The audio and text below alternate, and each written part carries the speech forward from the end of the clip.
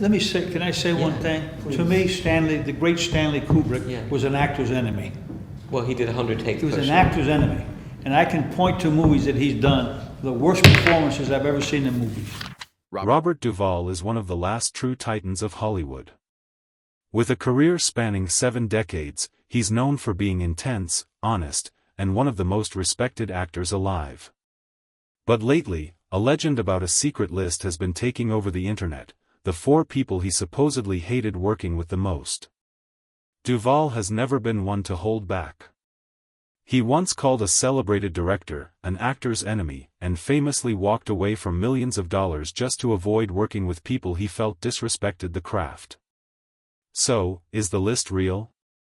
Today, we're cutting through the rumors to explore the explosive, real-life dramas that fueled his legendary career and find out who, based on Duvall's own words over the years, would almost certainly be on that list. Robert Duvall isn't just an actor, he's a relic from a time when Hollywood valued raw, undeniable talent above everything else. He came up in the 1950s, sharing cramped New York apartments with other guys who would become legends themselves, Dustin Hoffman and Gene Hackman. They were a generation obsessed with the craft, and Duvall has carried that seriousness with him his entire career. He's a man of principle who believes that acting is, first and foremost, about finding the truth. That belief is the foundation of his legacy, but it's also the source of his most famous conflicts. So, let's get this out of the way. Has Robert Duvall, at 94, actually sat down and dictated a formal hate list? The short answer is no. There's been no big tell-all interview where he names names like that. That's the stuff of internet clickbait, but that legend exists for a very good reason. Duvall's career is a roadmap of him taking a stand. He has been incredibly, and sometimes brutally, honest about his experiences. So, this is our investigation into that legend. By piecing together decades of interviews and behind-the-scenes stories, we can build a pretty clear picture of who would be on that list and why. These are the stories that built the myth of Robert Duvall as Hollywood's uncompromising truth-teller. Let's get into what really happened, why it happened, and what it tells us about a man who puts integrity above fame, fortune, or even friendship. Coming in at number 4 isn't an actor, but a director who represented a clash of generations so intense it almost came to punches on the set of 1969's True Grit, Henry Hathaway. The movie would earn John Wayne his only Oscar, but behind the scenes, a war was brewing between old-school Hollywood and the new wave of method actors, with Robert Duvall right on the front lines. To get why this was so explosive, you have to understand Hollywood back then. Henry Hathaway was a veteran director who had been making movies since the 30s. He was a no-nonsense, authoritarian filmmaker. His style was dictatorial. He told actors where to stand, how to talk, and that was that. He once actually yelled at Duvall, "When I say, action, tense up, goddamn you." This was the old system. Built on the director having absolute control, Robert Duvall, on the other hand, came from a completely different world. He was 38, a rising star, and a student of method acting. Like his friends Hoffman and Hackman, Duvall believed acting was about finding a character's internal truth, not just hitting a mark. His approach was personal and intellectual. For a guy like Hathaway, this was just self-indulgent nonsense. For a guy like Duvall, Hathaway's style was an attack on the very craft he loved. The tension on set was immediate. Duvall, playing the outlaw Ned Pepper, would try to ask Hathaway about his character's motivation, and Hathaway would just shut him down. Duvall later said bluntly, "The director and I didn't get along. I don't get along with a lot of directors. Henry Hathaway, we won't talk about him." For an actor trying to build a real performance, being told to just tense up wasn't just unhelpful, it was a deep insult. The arguments became a daily event, loud enough to disrupt the whole production. It got so bad that the star of the film, John Wayne, had to step in. Wayne was loyal to Hathaway and had no time for Duvall's method approach. He saw the arguments as disrespect. Finally, according to multiple reports, Wayne pulled Duvall aside and threatened to punch him if he didn't stop arguing with the director. It was a clash of titans representing two completely different eras of movie making. Duvall respected Wayne as an icon, but he wouldn't bend his principles for a director he saw as a bully. He finished the movie and gave a great performance, but the experience stuck with him. The fight with Hathaway was more than a disagreement, it was a battle for the soul of acting. Was an actor a puppet, or a creative partner? For Robert Duvall, the answer was obvious, and his refusal to back down, even with John Wayne in his face, cemented his reputation as a man of fiery conviction. The third spot on our list isn't a person, but a decision rooted in one of Duvall's core principles: respect. The conflict was over The Godfather Part 3 and the glaring reason why Robert Duvall wasn't in it. His character, Tom Hagen, the loyal consigliere, was a pillar of the first two films. Fans expected him back, and director Francis Ford Coppola had a major storyline planned for him. So why did he never appear? It all came down to one thing for Duvall: he felt he was being disrespected. On the surface, the problem was money. Paramount Pictures was bringing back Al Pacino for a massive paycheck, reportedly somewhere between $5 and $8 million. For Duvall, whose performance as Tom Hagen had earned him an Oscar nomination, the studio offered just $1 million. The gap was huge.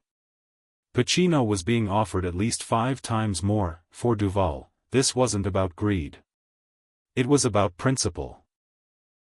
He later clarified his position, saying he was fine with Pacino making more, even twice as much. But a gap of 4 or 5 times was just not acceptable. It was a clear signal from the studio that they valued his contribution at a fraction of his co-stars. In Hollywood, your salary is more than a paycheck, it's a measure of your worth to a project. Taking that lowball offer would have been like admitting his iconic portrayal of Tom Hagen didn't matter much. Francis Ford Coppola was caught in the middle. He desperately wanted Duvall back. Original scripts reportedly had a major conflict between Michael Corleone and Tom Hagen, picking up on the tension from Part 2. That storyline could have been the dramatic anchor of the whole movie. Without Duvall, the entire script had to be rewritten. The character of Tom Hagen was killed off-screen, and a new lawyer, played by George Hamilton, was brought in to fill the hole. Critics and audiences definitely felt his absence. Many felt the film was missing the weight of its predecessors, and the loss of the Michael-Tom dynamic was a big reason why. The new character just didn't have the history that Tom Hagen carried. Duvall himself was blunt about it. He knew the studio was only making a third film for the money. "I think everybody did it for money," he said, and if that was the game, he deserved his fair share. Turning down millions over this principle was a huge statement. It showed that his self-respect wasn't for sale, not even for a legacy role. He wasn't fighting with Pacino or Coppola, he was taking a stand against a studio system he felt was devaluing his work. This wasn't about hating a person, it was about hating a business practice. These stories give you a real peek behind the curtain at the principles that drive a true legend. If you're fascinated by these untold stories, make sure you hit that subscribe button and ring the bell. You won't want to miss what we uncover next. And let us know in the comments, do you think Robert Duvall was right to turn down The Godfather Part 3? Before we get to the biggest conflict of Robert Duvall's career, we have to talk about a persistent rumor, a supposed feud with his old friend and roommate, Gene Hackman. This story, usually spun in clickbait articles, suggests a bitter rivalry between the two acting giants. But the truth is, the story of Duvall and Hackman isn't one of hate.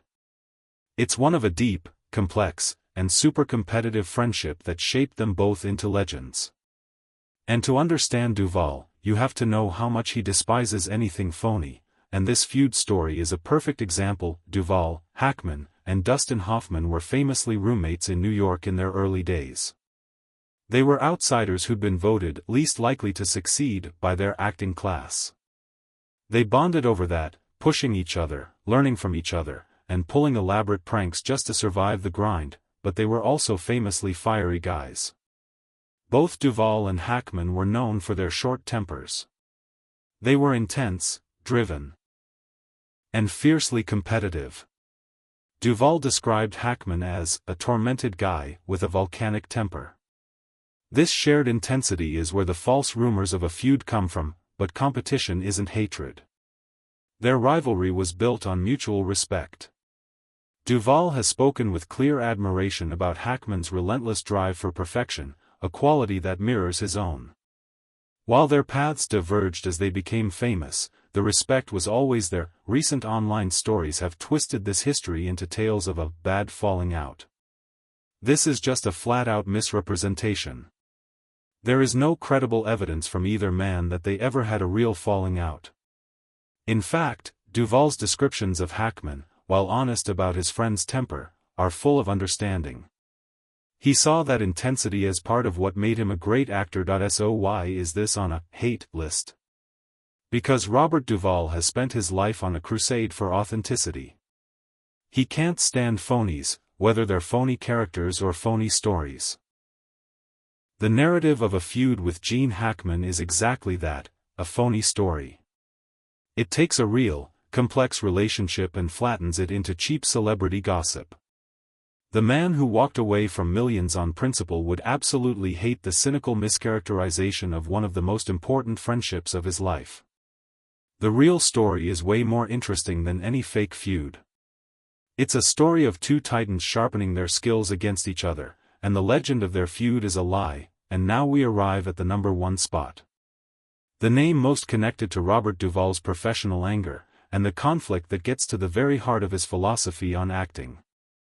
This spot is for a man Duvall never even worked with, but whose methods he found so offensive that he has publicly criticized him for years.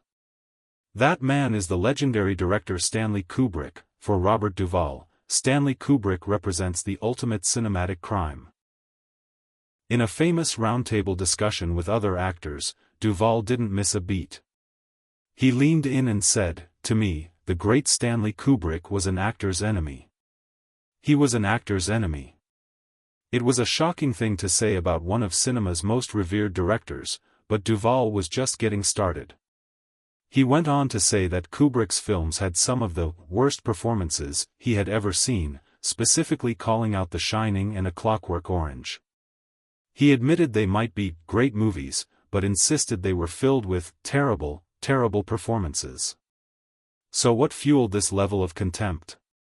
It all comes down to Kubrick's infamous process. Kubrick was a notorious perfectionist, famous for demanding an insane number of takes for a single scene, sometimes 50, 100, or even more. For Kubrick, this was a way to break down an actor's habits to get to something raw. But for Duvall, this wasn't a path to truth, it was a path to destruction. He saw it as a process that overworked and forced performances until they were hollow and robotic. Duvall believes acting is a living thing that happens in a moment of discovery, between action and cut. It's a dance between preparation and instinct. Kubrick's method was the exact opposite. It was a clinical, repetitive process that treated the actor not as a partner, but as a component to be exhausted into submission. He pointed to Shelley Duvall's tormented performance in The Shining, a role that famously pushed the actress to the brink of a breakdown, as proof of Kubrick's destructive influence. This wasn't just a casual opinion, it was a total rejection of a philosophy. Duvall questioned how a director, after 50 identical takes, could even tell the difference. He saw it as a pointless exercise in control that suffocated the very life it was trying to capture. Duvall's criticism of Kubrick is the purest expression of his own artistic code. He has always said that the best directors he worked with, like Francis Ford Coppola and George Lucas, never had a problem with him. The implication is clear: conflict only started with people who didn't respect the actor's process. By calling Kubrick an actor's enemy, Duvall was drawing a line in the sand. It's a profound, philosophical opposition to a way of working that he believes betrays the very soul of acting. For Robert Duvall, Stanley Kubrick was the personification of a creative ideology he despised, making him the undisputed number one on his list. So there you have it. The four cornerstones of Robert Duvall's reputation. We went from the dusty set of True Grit, where he stood up to Henry Hathaway and nearly got into a fistfight with John Wayne, to his principled stand against the studio system on The Godfather Part 3. We debunked the fake feud with his old friend Gene Hackman, revealing a deeper hatred for the phony stories that plague Hollywood. And finally, we landed on his philosophical war with the methods of Stanley Kubrick, a man he branded an actor's enemy. What this all shows is that Duvall's unofficial hate list isn't about petty jealousy or ego. It's a list forged by artistic integrity. Every conflict comes from his core belief that acting is a serious pursuit of truth, and anything that disrespects that pursuit needs to be confronted. His bluntness might have cost him jobs and friendships, but it's also the engine of his greatness. It's the source of the raw honesty that you see in every single one of his performances. That he's a man from another time, when conviction was everything. For over 7 decades, he's held himself, and everyone around him, to the highest possible standard. The stories of his feuds aren't just Hollywood drama, they're about the timeless struggle between art and money, collaboration and control, and integrity and compromise. Robert Duvall chose his side a long time ago, and he has never backed down. What do you think of Robert Duvall's standards? Was he a principled artist defending his craft, or just a difficult guy to work with? Share your thoughts in the comments below. And if you want to keep diving deep into the untold stories of Hollywood's greatest legends, don't forget to like this video and subscribe to the channel for more. Thanks for watching.